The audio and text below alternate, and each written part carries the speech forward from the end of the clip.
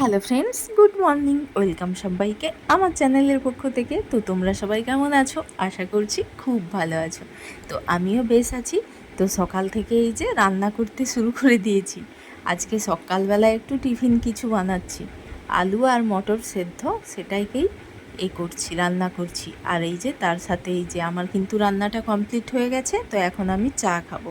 চাটা নিয়ে নিয়েছি। আর এই যে দেখিয়ে দিই, মটর আলুটা কাঁচা লঙ্কা আর জিরে দিয়ে, তেজপাতা দিয়ে এমনি একটু কষিয়ে দিয়েছি, আর কিছুই দিইনি। তো চলো, আমার তো রান্নাটা কমপ্লিট হয়ে গেল। চাটা খেয়ে ঝট করে স্নানটা সারলাম।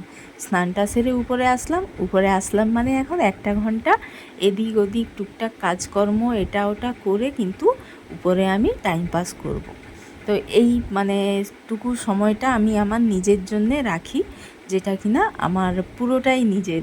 তবুও অন্যের কিন্তু কথা শুনতে হয়, এই সময়টা আমি নিজেকে দিই। তো এটা কিন্তু মানে বাড়ির সবার কাছে কথা শুনতে হয় যে কেন আমি এই সময়টা উপরে এতটা সময় থাকি। আসলে কি বলো তো, অন্যেরা তো বলবেই, কিন্তু আমার কাজ যেটা আমাকে তো করতেই হবে। তো আমার না হলে আমার সারা দিনটা চলবে কিভাবে? আমার মাইন্ড ফ্রেশ তো করতে হবে। তো চলো, তো যাই হোক, উপরে এসেছি তো কী কাজ করছি সেটাই তোমাদের সাথে শেয়ার করছি। দেখো, প্রথমে এসে এই যে সিঁদুরটা পরলাম, ফ্রেশ হলাম। তারপরে এই যে জানালাটা খুললাম। আসলে এই গরমের টাইমে না, রোদের টাইমে জানালা খোলা হয় না সব জানালা। তো আজকে একটু মেঘলা মেঘলা মতো দেখাচ্ছে, যে রোদ্রুটা একটু হালকা দেখতে পেলাম, তাই জানালাটা খুলে ফেললাম। তারপরে এই যে বিছানাটা গোছাতে হবে।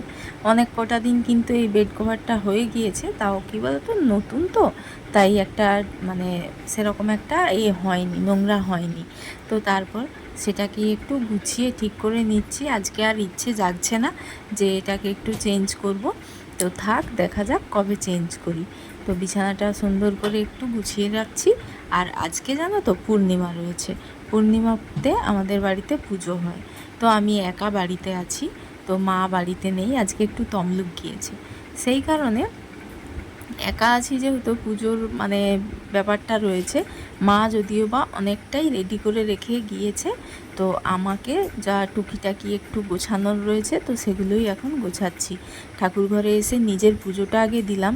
কি বলতো, পুজোটা সেরে ফেলেছি, কখন ঠাকুরমশাই এসে যাবে তাড়াহুড়ো করে, আমার এই ব্লগের চক্করে দেরি করে ফেলবো, তখন সবটাই কিন্তু লেট হয়ে যাব। তো দেখো, এখন সবটা রেডি করে নিচ্ছি যেটুকু বাকি আছে।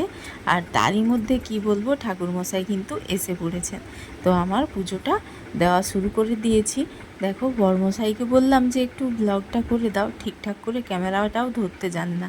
এটাই আমার কিন্তু সমস্যা, জানো তো। আমি ঠিকঠাক কাউকে একজনকে পাই না যে আমার ব্লগটা হয়তো কখনো বা তাড়াতাড়ির মধ্যে একটু আমার ব্লগ শ্যুট করে দেওয়ার জন্যে। আমি নিজেই যতটুকু মানে পারি ততটুকুই শেয়ার করার চেষ্টা করি। একজনকে যদি কাউকে সাথে পেতাম না, হয়তো অনেকটা দূর এগিয়ে যেতে পারতাম। তো যাই হোক, এখানে পুজোটা দিয়ে দিচ্ছি। দেখতে পাচ্ছ, শাঁখ আর ঝাঁঝটা আমি বাজিয়ে নিচ্ছি, আর সব কিছুটা রেডি করেছি। তো এখন দেখো, একটু রৌদ্র বেরায়নি, হালকা হালকা মেঘলা রয়েছে। তো অনেকক্ষণ দাঁড়িয়েছিলাম, তো একটু বসে পড়লাম এখানে। দেখো, পুজো দেওয়া কমপ্লিট, সবাইকে প্রসাদ দিলাম, প্রসাদ নিজেও খেলাম। তারপর সমস্তটা আবার গুছিয়ে গাছিয়ে এই যে কালকে আলুর পরোটা করেছিলাম, সেই পরোটা বেঁচেছিল ফ্রিজে। তো গরম করে একটা পরোটা আর ওই যে আলু মটর কষা খেলাম। তারপরে এখানে এসে দেখছি যে দুই মেয়ে বসে বসে খেলা করছে আর আইসক্রিম খাচ্ছে। ওই যে রাস্তার ধার দিয়ে যে যায় বরফ, আমরা যেগুলো বরফ বলি, তো ওইগুলো কিনে খাচ্ছে। আর আমি এদিকে রান্নাগুলো সেরে নিচ্ছি।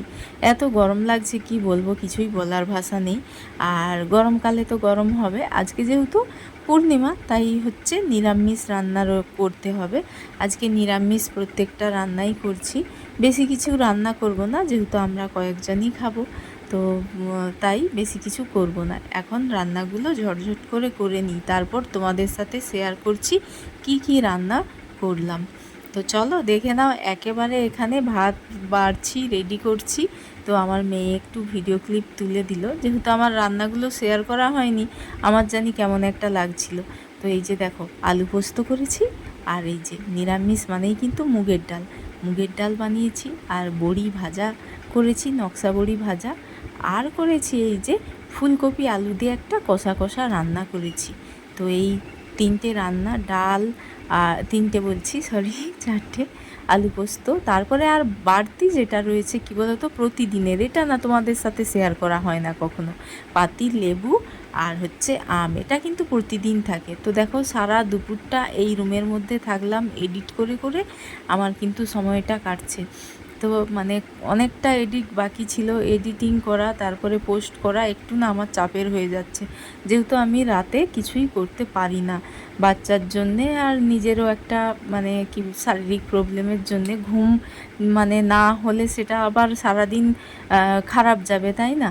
তো সেই কারণে আমাকে অফ টাইমে সবসময় এডিটিংটা সারতে হয়। তো দেখো বিকালবেলা এখন ঘুম থেকে মানে সরি ঘুমাই তো নি, তো একটু এই যে রেস্ট নিয়ে উঠেছি, এখন 4টা বাজে, দুধ গরম হয়ে গেছে, পুরো ঘর দর ঝাঁট দেওয়া, বিকেলবেলার যে সমস্ত কাজ থাকে সব কিছুই হয়ে গিয়েছে। তো সেই যে সকালের আলু মটর বেঁচে ছিল, তো সবাই তো খায়নি, তো সেই বেঁচে থাকা আলু মটর সেদ্ধ কষাটা ওটা ফ্রিজে রেখেছিলাম। তো এখন এই যে ঘুগনি বানিয়ে নিচ্ছি, এখন কিন্তু 4:30 মতো বাজে হবে। তো ঘুগনি এই যে মশলা কষিয়ে এখন ঘুগনিটা রেডি করে নিচ্ছি, কারণ কি বলো তো একটু বিকেলবেলায় নিজেকে টাইম দিই, একটু রাস্তায় একটু বেরাই, সবার সাথে কথা বলি, তো বিকেলবেলাটা একটু ঘুরে ঘুরেই কাটিয়ে দিই বাচ্চাদের নিয়ে। তো তাই এখন এই ঘুগনিটা যদি রেডি করে রাখি, সন্ধেবেলায় চট করেই কিন্তু অনায়াসে সবাইকে খেতে দিতে পারবো। আর আমাদের তো জানো প্রত্যেক দিন রাত্রে রুটি বানাতে হয় আমার, তো যেহেতু এই রুটির ঝামেলাটা রয়েছে, তো তাই এই ঝামেলাটা একটা কিছু যদি আমি এগিয়ে রাখি না, আমি অনেকটা তাড়াতাড়ি রান্নাটা কমপ্লিট করতে পারবো। বাচ্চাদের আবার পড়াশোনা রয়েছে, সেই সমস্ত দেখাশোনা, তো সব কিছুটাই তো দেখতে হবে। তো তাই এই রকম একটু ব্যালেন্স করেই কাজ করি, মানে টাইম মেনটেন করে, যে বিকালবেলায় একটা করলাম আবার সন্ধেবেলায় দুটো করলাম, এইভাবে করে করলে একটু নিজেরও চাপ হলো না আর খুব তাড়াতাড়ি হলো। বিকেলবেলায় যে সমস্ত কাজগুলো থাকে, তো দেখো মেয়েরা কিন্তু আমার পেছন পেছন ঘুরছে, কখন বিকেলবেলায় ওদেরকে একটু ঘুরতে নিয়ে যাব, তো সেই পেছন পেছন ঘুরছে আর আমার কাজগুলোও হেল্প করে দিচ্ছে। এখন অ্যাকোয়াগার্ড থেকে সমস্ত বোতলগুলো খালি হয়ে গেছিলো, সেগুলো এখন জল ভরছি প্রতিটা বিকেল যেভাবে আমার কাটে। তো বাচ্চারাও কিন্তু আমাকে হেল্প করে দিচ্ছে যাতে কিনা একটু তাড়াতাড়ি হয়। আর টুকাই তো একদম ক্যামেরা দেখলেই একেবারে শুরু হয়ে যায়, ও নাচ করছে আর ঢং করছে কি বলবো। আর এদিকে তন্ভি কিন্তু আমাকে হেল্প করছে, আমার বোতলগুলো ভালো করে পরিষ্কার করে ধুয়ে দিচ্ছে আর আমি জলটা ভরে নিচ্ছি এক এক করে। এই 4টে থেকে 4:30-এর মধ্যে কিন্তু আমার অনেক কাজ থাকে, যেগুলো কিনা সবটা তোমাদের সাথে শেয়ার করতে পারি না।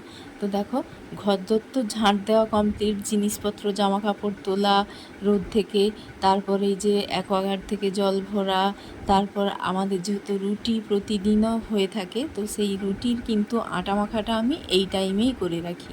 তো আটা মাখিয়ে একটু টাইম রেখে দিলে দেখবে রুটিটা ভালো হয়। তো দেখো তারই মধ্যে কিন্তু এই কয়েকটা কাজ করতে করতে আমার ঘুগনিটাও রান্না হয়ে গিয়েছে।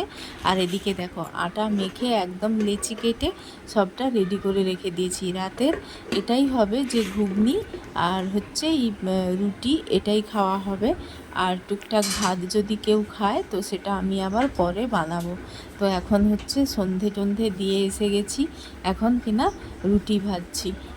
এরপরে রুটি ভাজার পরে আবার বাচ্চাদের পড়াশোনা, তো আবার খাওয়া দাওয়া সব কিছুটাই রয়েছে। তো চলো আর বেশি কিছু আর শেয়ার করতে পারলাম না গুছিয়ে গেছি, তো চেষ্টা করব পরের বার গুছিয়ে সব কিছু শেয়ার করতে যাতে পারি, আমার কাজগুলো, আমার সংসারে কিভাবে আমি কাজগুলো করে থাকি। তো চলো আজকের মতো এই পর্যন্ত, টাটা সবাইকে, আবার দেখা হবে।